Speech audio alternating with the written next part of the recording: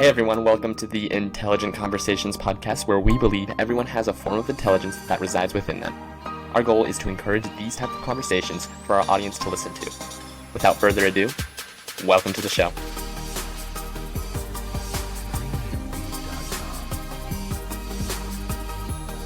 Hey everyone, welcome to the Intelligent Conversations podcast. Today I have TJ Johnson on. He is a hip-hop artist and producer from Little Rock, Arkansas. He also runs his own independent record company called On the Map Music Group. He makes music for The Underdog, and I'm really excited to hear what he has to say. So TJ, I'm just going to I want to know a little bit about your career, how you got to where you are now, and then we'll just kind of dive into the conversation. Okay.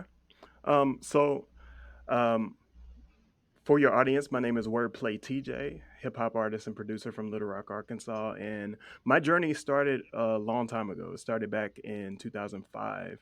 I was in high school. I was getting ready to graduate. It was like my junior, senior year. And I decided to go into making music, and hip hop was my love and my passion at that time.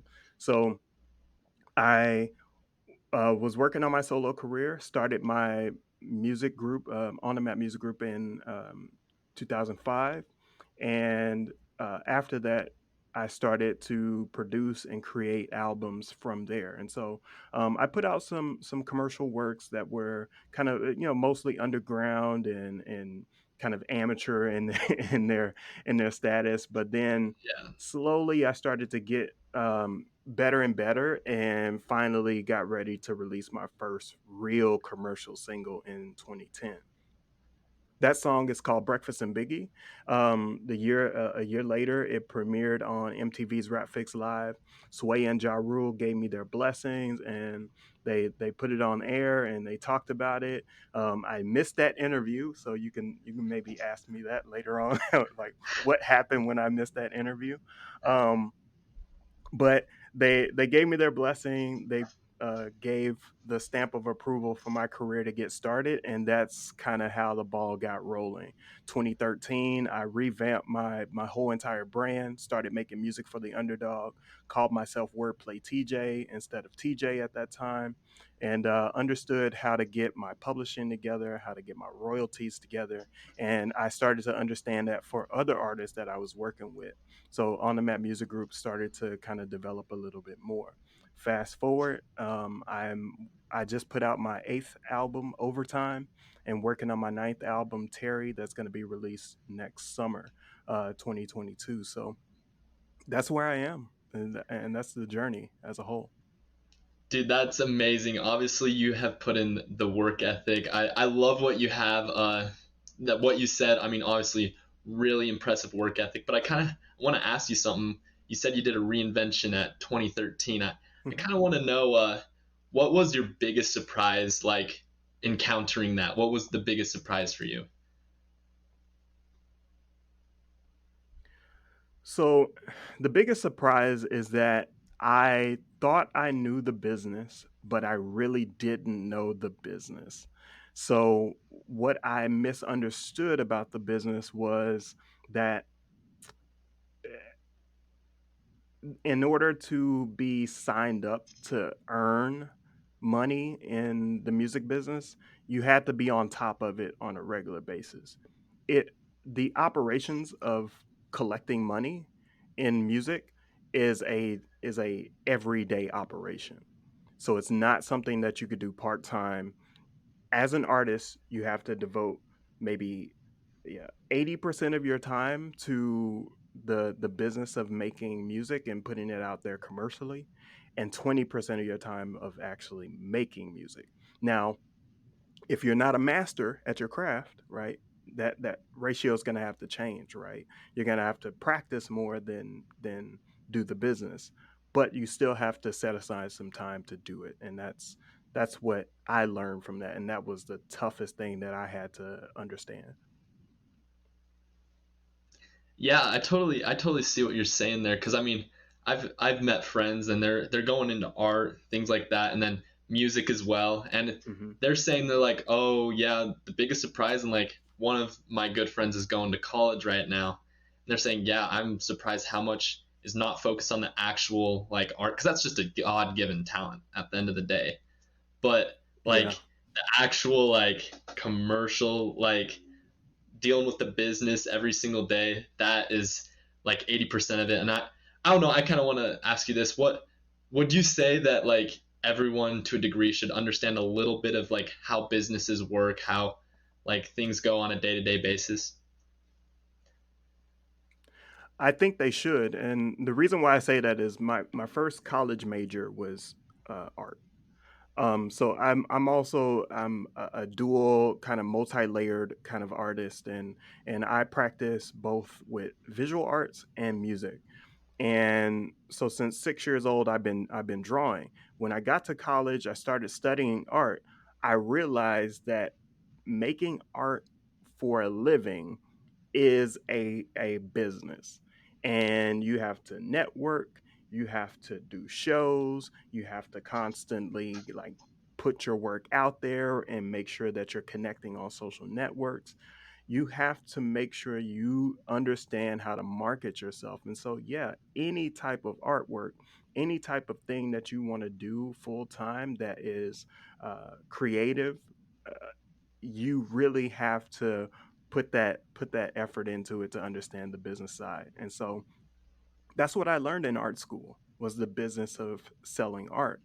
But I transformed my degree program and started studying marketing in order for me to understand how to push music as well.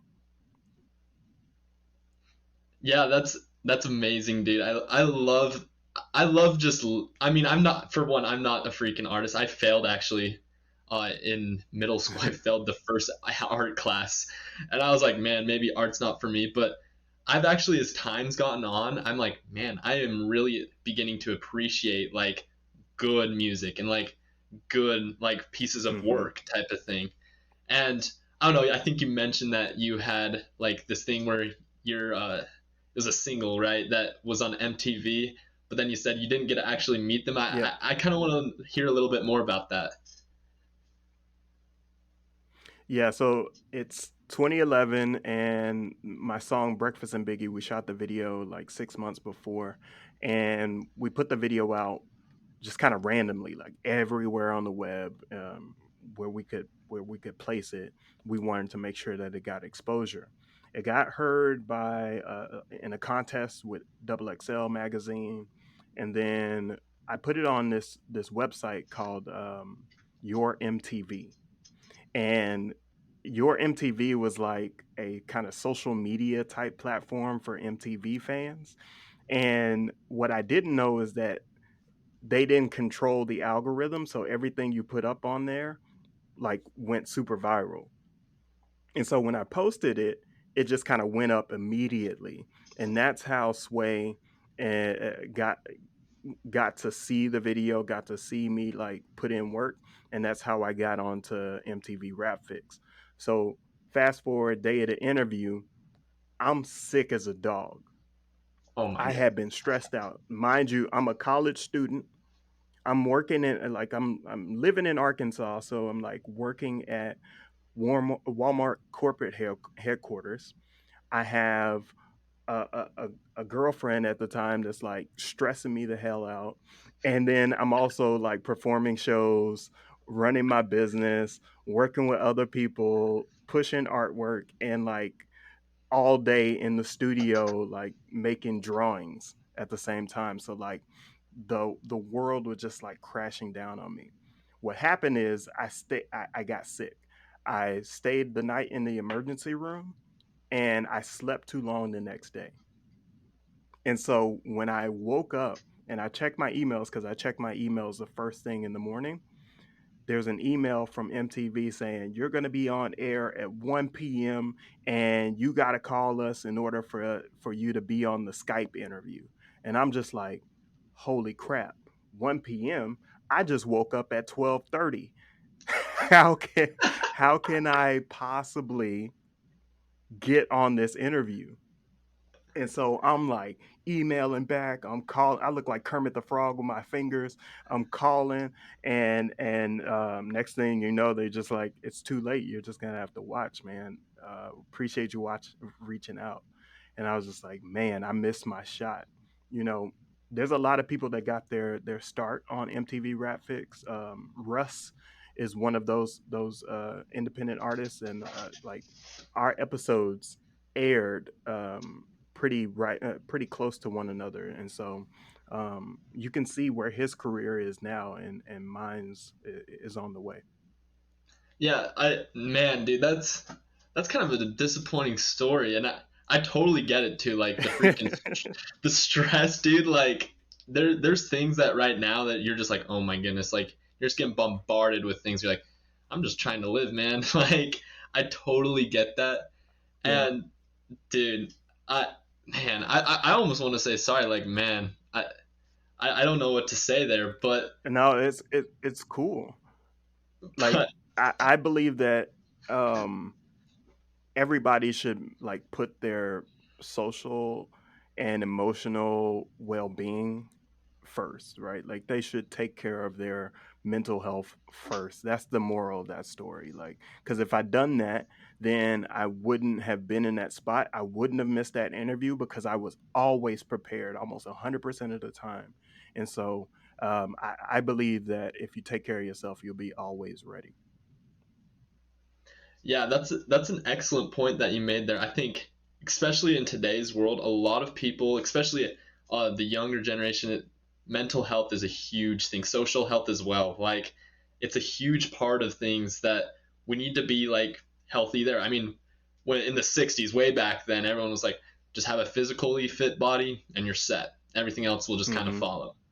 But now it's like, no, you need to actually like take care of these things because it's going to come back to bite you. And I mean, I love that you added that just a little something there that I said. But I kind of want to ask something. I mean, I'm not too familiar with the music Hmm. industry, but as far as I know, maybe I'm completely wrong. But back then, before I was born, music industry, like there was publishing companies and then artists, and then the artist went to the publishing company.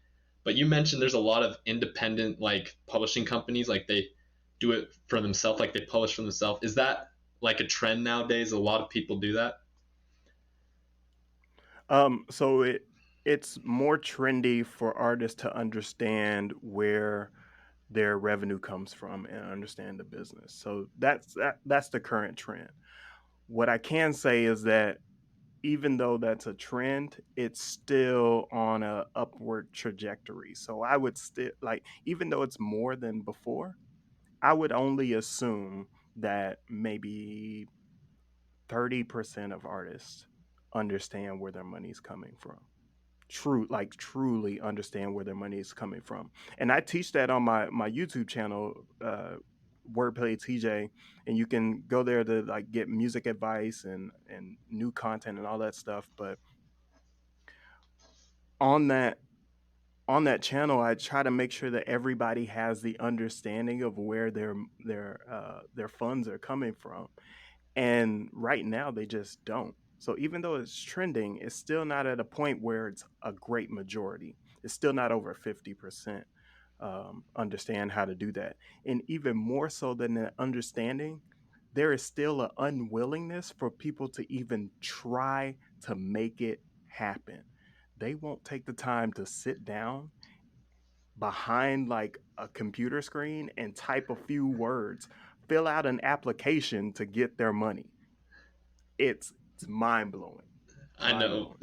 I totally get that too, dude. Like, whatchamacallit, there's some things where you're just like, I mean, I do other, like, I'm not in the music industry, obviously, but I place bids for like things like that. And it's just like all you have to do is type up a couple things and then just send it on its way, and then you get paid type of thing. But Yeah. I like that you make that point that it you just need to sit down behind the screen, like actually start. I think that's really important to understand. And I don't know, maybe I'm completely wrong, but I kind of want to hear your thoughts on that. Well, you only fail if you don't start, right? Like that's the best way to fail, or just kind of stop trying. altogether. I believe that when you are a person with discipline and you can self start, and at the very least, like commit yourself to one task every day that will propel you forward. Like, if you can do that, you'll be in a better situation once the 365 rolls around. Most people don't, right? They don't commit to like self development and improvement on a daily basis. They're like, oh, well, I can put this off till tomorrow. I'll be good. You know, somebody will rescue me. I'll win $1 million one day. And that's not the reality for most folks. So yeah, just don't rest on your laurels. You don't have to bite off more than you can chew. Do one a day. It's I easy. yeah, I like that. I actually, I mean, I'm in my room obviously, but I I have this chart next to me that just says on the top you versus you. And what I do is at the end of the day or whatever, I'm like, all right, this is what I need to get done, and it's on my mind, right? It's bothering me, and I write it down. Then as the next day comes, I just cross them off. I cross them off, and then I have goals underneath it. I'm like, is if those tasks above, that's what they're called, aren't portraying in Hmm. a way where I achieve those goals, then it's not worth my time, type of thing. And that's kind of how I structure my goals. But I kind of want to hear your goal setting strategy. How do you set goals and how do you go out and achieve them? Yeah, so my goal setting strategy has changed over time. Right now, my goals are so I have a five goals rule, right? So I write down the top five, and that's what I want to achieve. And I don't have to I don't have to continuously remember those five. I can commit those five to memory because they're so few. And then I use the same formula that I just talked about. Every day, I do something that commits to those five or one of those five. And usually, like you said, where you just kind of write all the stuff down and start crossing off the list, you can do more in a day if you just commit to one. And so what I end up doing is committing to the one, getting it done, and I'm just like, like I'm like, I can do more. So I do the next one and I cross it off. And then I do the next one and I cross it off. And I'm just like, dang, I did a lot today.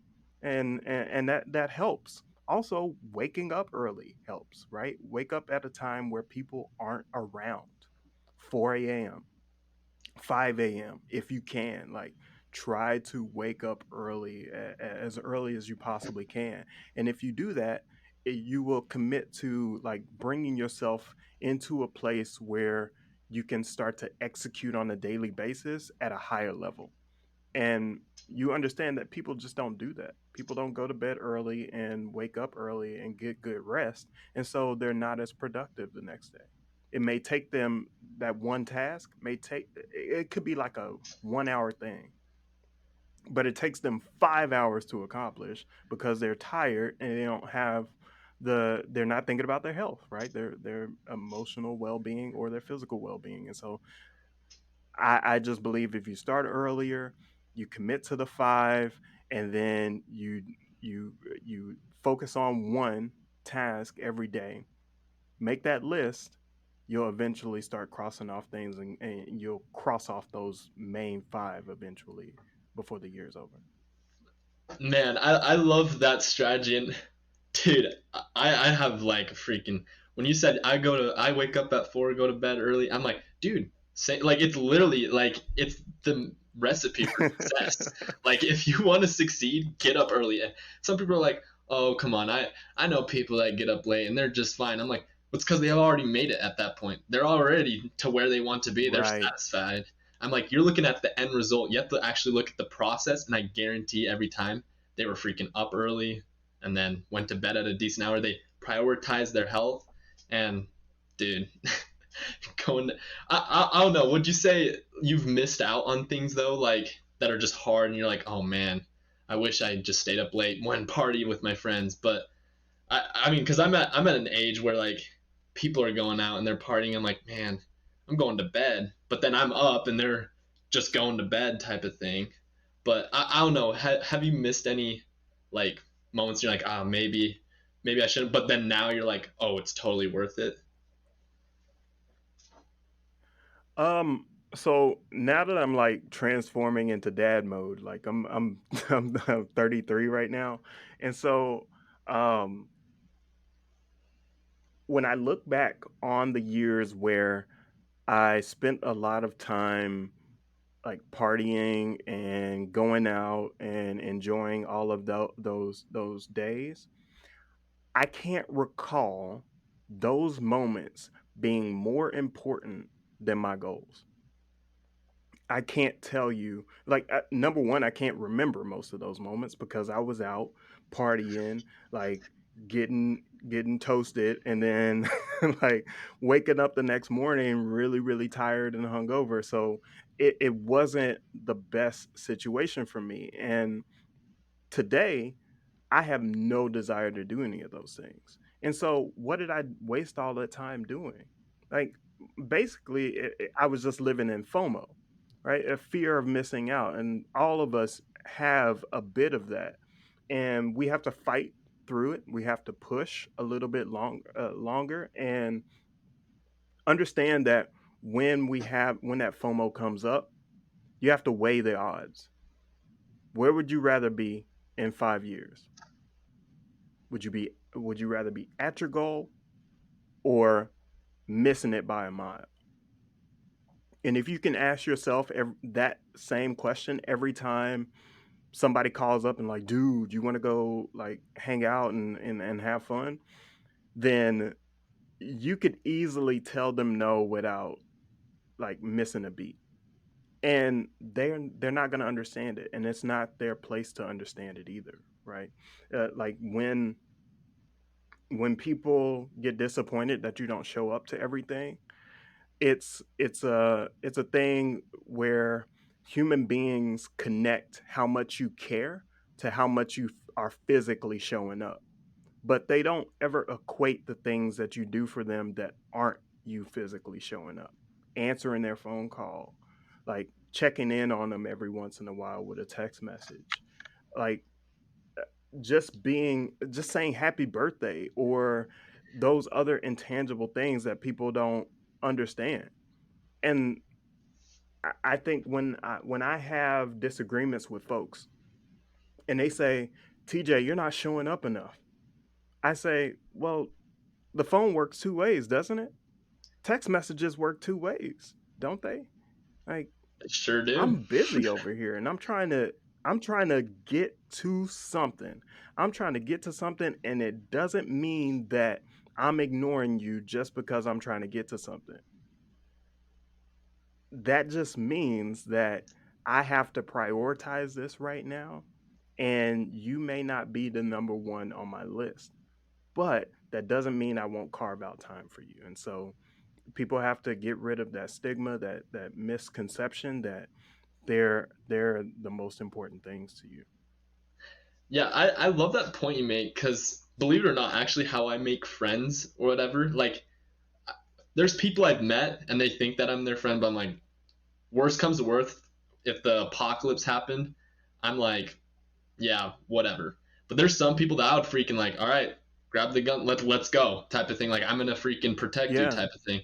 And uh, like those friends though, that like how they became my friend, it's just that one instant, like where I was just going through this rough patch in my life and stuff, and then one friend sends a text message, and I'm like, dude, you have no idea how much I needed that. And then it's just like when they sent that, I Hmm. was like, you're my friend. Like, I will back you up till the freaking end. And it's just those small moments that I'm like, no, Yeah. I'm gonna stick with you. So I don't know. Would you say the small moments are more like that's how real friendship develops rather than those big moments like showing up for a big event or showing up for I can't think of anything else. But would you say the small moments are more important? And any relationship that you value is supposed to be long term, right? So long term is just the result of smaller moments, right? Those every days. And not everybody is going to be at every single one of the small moments. You can't expect that. That's expecting a 100% success rate, and that is unrealistic for anybody. And so if you're in a relationship where there's a 100% expectation, it's probably not a good relationship for you to continue to foster. Folks will I give and like take. that. That's Folks really. will not show up. Oh, go ahead. Oh, sorry about that. I was Yeah, I really like No, that. you're okay. Sorry. Uh, so I really like that you brought that up because uh, there's some people. I mean, I just graduated high school, beginning of the summer, so like June, and there's a lot. There's change Mhm. going on where people are like, "Oh crap! Like my friends are leaving. Like, man, I want to foster these relationships." And I was telling them like, "Look, guys, you need to find quality friends. The quantity doesn't matter. Like, and I wouldn't hang out with some people. I was like, yeah, whatever. Like, you're not worth my time, type of thing. They're like, how can you be so rude? And I'm like, dude, I'm going for quality friends, not. I don't care about this. Oh, 1 year and then you're gone type of thing. I want you to be in my life for the rest of my freaking life. And I don't know. Sorry. What were you gonna say there? Right. No, I was just thinking about something that's just kind of ties to what you just said. When we think about quality, we have to understand that oftentimes we're the product of the people that we surround ourselves with. And if you're surrounding yourself with folks that don't get up or don't have goals or don't understand where they want to be or all of these other things, what happens is you start to kind of erode your discipline. And that doesn't mean that that's a bad thing, right? It doesn't mean that they are bad people. It means that you aren't getting what you need in order to get to where you want to be. And sometimes you have to kind of change your environment, shift your environment in order to get there. And so people that are long term for you will understand that. Will understand that like you can't pick up right now, but you can call back later. They'll understand that you can't go to this party, but maybe you'll show up to like an afternoon thing. Like they will have the understanding and the love to give you the space to grow. That's what's most important. I like that, and I think this kind of leads into something that I want to ask you, and that's if you could share one piece of advice with the world, what would it be? So when I talk about my motto, kind of music for the underdog, it's all about understanding that underdogs will go through losses, right? When we're watching a sports team that is an underdog, oftentimes that team doesn't win a lot, but yet their fans keep showing up, right? Like Yeah. I'm a Cowboys fan from my childhood. Ooh. They just keep taking L's, and and I'm like I and by all means I'm not like the most diehard Cowboys fan, and like I'm not very into watching sports as much as I used to be, but that's the dynamic. I support even though I know that they're taking L's, because I know that those L's are opportunities to learn, not just losses. When we start thinking about L's as only losses, we don't grow. And that's what's important for me to communicate to the rest of the world is take your L's, but make sure that you're growing from them and learning from them. I really like that you brought that up because I mean, it's funny because I mean, I just came from something where I just totally just got humbled type of thing. It was just crazy. Like I walk into this because I do window cleaning and I walk in and I'm like, Hmm. hey, could you do? And she just totally humbled me. I was like, oh man, I really got to know a couple more things before I get into this field type of thing. And I came back and I don't know, this is maybe just who I am, but I look at it a little more optimistic. I'm like, you know what? I lost, but guess what?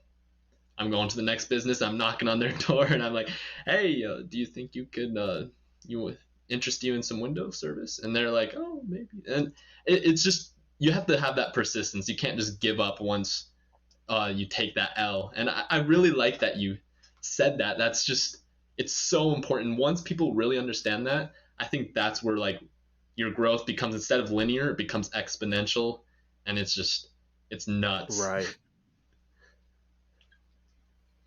Yeah, we can't. Um, all of that, those trial and error type of situations are data points, right? You're collecting data. That's what life is, right? You're collecting data along the way to get better and better and better and improve on this lifelong journey. And if you stop collecting those data points, you stop understanding what you need to do to improve. And that's I feel like that's the experience that you're going through right now. Yeah, I really like that you said that. I mean, that's great advice for, especially since I have younger listeners. They will definitely take that. They'll enjoy that. So I don't know. We're kind of wrapping up here, I think. And what I guess this is kind of a play off your advice, but what do you want the audience to remember about its wordplay TJ, right? I don't know if I got that right. Yeah, wordplay TJ, you got it exactly right. Yeah.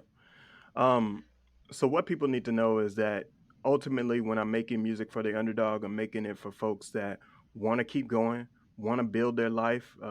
For some reason, my music resonates really, really well with people that are doing fitness and like working out. So it takes a it takes a different mindset to change your life and not be that underdog anymore. And that's why I make songs. That's why I make that music. So if you're looking for something that is the soundtrack to your life, be sure to look me up on Google, Wordplay T.jay. You can find me on all social media platforms. You can also find me at wordplaytj.com and build your Spotify playlist with my songs. My latest album, Overtime, you can find a lot of great songs on there, like At the Top and Let It Go. And those songs will help propel you to the next place. Yeah, thank you for coming on. It's been great. I really have enjoyed this conversation we've had, and I think you already mentioned that. But as for people that want to try and reach out to you, connect with you, is there any way that you want them to connect with you? Yeah. So unfortunately, email is the best way to get a hold to me because reading DMs like drives me crazy. But I will let you to hit up the DMs. Just don't expect me to like reply back that quickly. Um, my email is WPTJ, like Walter Paul Tom James at otmmg.com. That's otmmg.com. And once you email me, I'll usually check that every day and reply back. Leave me a comment if you check out the music. Let me know how you feel about it. You can also DM me on all social media platforms. I'm on Twitter, Instagram, TikTok, Snapchat, whatever you feel like looking at. It's Wordplay TJ as the handle. All right, sweet. So thank you for coming on. It's been an absolute blast with you. Yeah, thank you for having me.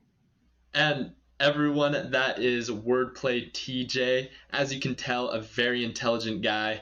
Tune in to next week's episode. I got a great guest lined up. And thank you guys for listening to this episode. Really great episode. And we'll see you guys next week. And let's get after it.